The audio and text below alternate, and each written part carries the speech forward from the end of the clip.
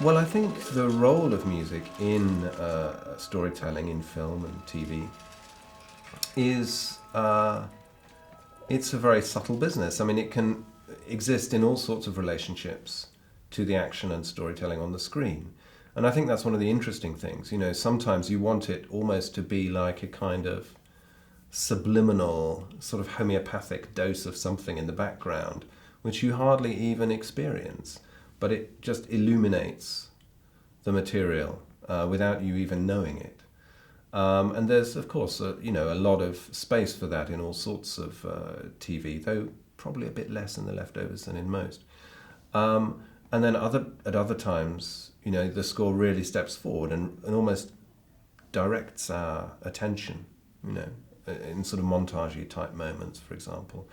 And there are some really big score moments in The Leftovers where the score just sort of drives the whole thing. And that's, you know, very exciting to be able to figure out, you know, the relationship that the music should have to the rest of the material at any one time.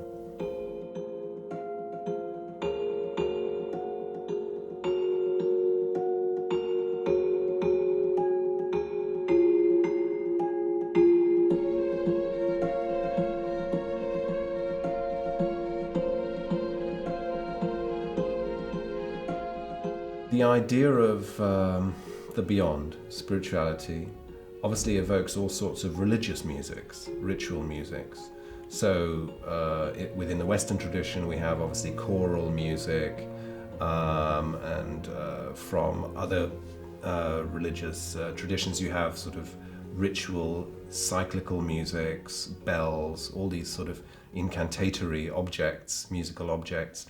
And yes, I have sort of evoked them a little bit, you know, so there are sort of choral voices, but I haven't specifically sort of tried to sort of copy any particular religious musical language, but it does sort of hover behind a lot of the score.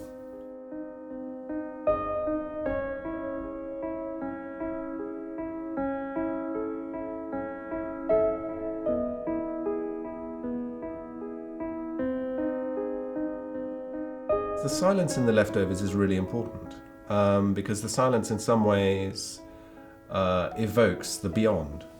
And for me, one of the sort of tests or one of the starting points for composition is always, you know, can I improve on silence in some way? And if I can't, then I shouldn't be doing it. So this dialogue between sound and silence is really, really central to it. Because of that, also, I've chosen to use instrumentation which sort of points at silence. So, you know, the piano doesn't have sustained tones, you know, they decay to nothing. And the harp and bells and all these kinds of things which sort of evoke silence and point towards it. So that whole image of silence is really integrated into the musical language. I just need to know that when I do, that you'd believe me. Because I would never lie to you. The Leftovers was recorded, you might say, incrementally. At the beginning, when I established the main themes, we recorded a lot of the big orchestral music in various forms because I knew that I would have to transform it over time and sort of reconfigure it. So I sort of wrote a kind of orchestral landscape. And then in my studio in Berlin, I recorded the pianos. And the piano is obviously central to The Leftovers, and there are a lot of different pianos actually. They have sort of varying levels of darkness or naturalness. So we recorded lots of departures of various kinds, and actually I've sort of kept doing more departures as we've sort of gone along.